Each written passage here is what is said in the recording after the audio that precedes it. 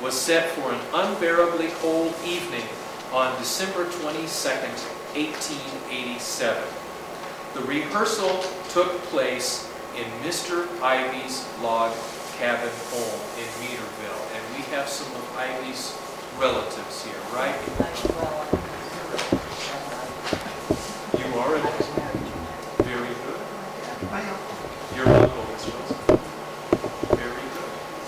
But in less than 2 years, Treloar had invented out of thin air a well-balanced ensemble of 28 musicians. One of the first regular gigs that the band took was playing for the high society which gathered on Friday evenings at the beautiful California Brewery. They also began to play for an occasional official function at the B&M mine. In less than 3 years, the band had collected enough money from their performances so that they were able to build their own official band hall. For years, it stood on Atlantic Street, across from Silver Bow Creek and adjacent to the Great Leonard Mine. One day, in the band's 5th year of existence, Treloar was summoned to the Boston and Montana mine offices with the orders to have the band assemble immediately with uniforms and instruments ready. Unbeknownst to Treloar, the investors had just arrived in Butte from New York and Boston and were ready to inspect the company. The top brass, or should we say the top copper, of the company met all morning, but at the signal from inside, the band was to begin to perform a sprightly military march from the steps just outside of the offices. The signal came, the band played, and the directors rushed to the door to listen. Treloar recalled that he was so nervous that this short little tune they played seemed to take hours to complete.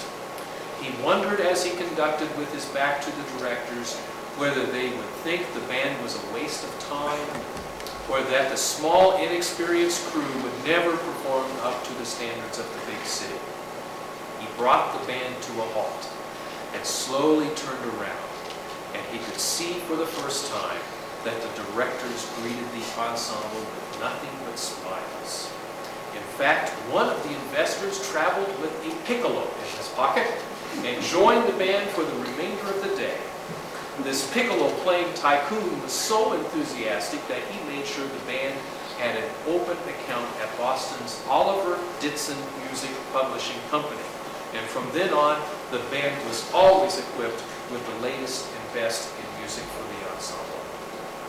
In 1895, Treloar struck up a relationship with one-time Democratic Senator and famed copper king William Andrews Clark. Clark booked the band to perform on Sunday afternoons at his recently completed Columbia Gardens, a beautiful outdoor retreat enjoyed by generations of Butte citizens. The gardens at the beginning were a place for appropriate Victorian entertainment. Literally thousands of flowers were planted and people were allowed to pick the blossoms for use in their homes at no charge. The band was also a big hit at the park. Clark liked them so much that in 1896 he convinced the State Democratic Committee to engage the band to travel with the delegation to Chicago for the Democratic National Convention. The band traveled with the delegates on a Northern Pacific special, whose consist included 4 Pullman sleepers and a refreshment car. That's travel. Banners were draped on both sides of the train proclaiming that they were the Montana Silver Special. Some might recall at this time a great turmoil had divided the country over the government's purchase of silver for currency. The purchase of the ore had been curtailed, but it was definitely in Clark's interest to see that the government reinstate buying the ore at a regulated price of 16 to 1 with gold. At that time, the Copper Kings were up to their ears in silver, too. So the train stopped and lobbied in every town on the way to Chicago, and each time Boston and Montana was the hit of the parade. Once they arrived, the band was introduced by Clark on the convention floor, but many delegates held their hands up in the air in amusement. Hardly anyone felt a lowly group of miners had any place in Chicago, much less the Democratic National Convention. But the band proved these doubters wrong, and before the convention was over, the Boston and Montana Band was proclaimed to be the best musical ensemble there. The Butte Minor even went so far as to say that the band was partly responsible for the success of the bimetallic lobby and the makeup of the presidential ticket. In 1900, the Democratic National Convention was to be held in Kansas City. But this time, when the invitation came, the band found themselves directly in the middle of a long-standing political battle between two of Butte's most powerful copper kings, William Clark and Marcus Daly. For years, Clark and Daly had been doing their best to outspin the other in order to influence the decisions of judges and the outcomes of elections. Even the president of the College of Montana in Deer Lodge is alleged to have carried cash between Clark and a county magistrate. And I say that because the College of Montana is the historical root of Rocky Mountain College, where I teach. Buying influence was so matter-of-fact that Clark testified about the practice in front of a congressional panel and felt no fear of recourse. In 1900, the two camps were hard at work buying the delegates to the Montana Democratic State Convention. But this year, William Clark would break all the rules of foul play. Instead of buying the delegates' votes one at a time, as was the tradition, he announced only days before the convention that his mine workers would receive a healthy raise and an 8-hour work day. The groundswell of good cheer was so great that the Daily Democrats could not begin to sway a single delegate, and Clark literally stole the show. All the other mines in Butte were forced to make the same concessions with their workers, which made even more enemies for William Clark. And as if that wasn't enough, this so-called friend of labor invited the Boston and Montana Band to accompany him to the Kansas City Convention.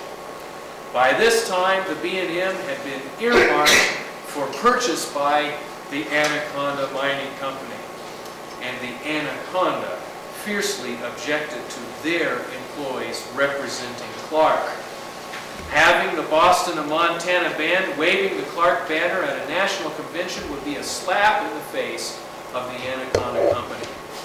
Several band members were called in individually to the front offices and were told that if they went on the trip, they would be fired. On June 28, 1900, just days before they were to leave, the band members and their families met in their own rehearsal hall with the doors locked, and each member was given a chance to say a few words for or against accepting Clark's invitation. Bandmaster Treloar, who in all actuality was a Republican that we find out in 20 years, was the last to speak. He argued that the band's trip meant representation for Butte and not for Clark. He stated that the political battles between the Copper Kings should never be allowed to interfere with the band's progress and its future in the limelight of the world stage. Coercion by threat, he said, was un-American in the worst way, and that the band had been placed in a position where it could no longer enjoy the nation's freedoms. This was a concept that these immigrants held in highest esteem, and was the reason why many had left their homelands in the first place. The band was unanimous in its vote. They thumbed their noses at the Anaconda, resigned their jobs, and decided to go to the convention. It was a brave and emotional decision to make, and it obviously had several repercussions. How could there even be a Boston and Montana mining band upon their return? Who would even employ these musicians, now branded with the act of disobeying management orders? These band members were small pawns caught in the middle of a feud between men whose resources were greater than they could ever imagine. We'll take advantage of this dramatic climax to consider a brief intermission for those of you who might need one, and upon our return, we will complete the rest of the story.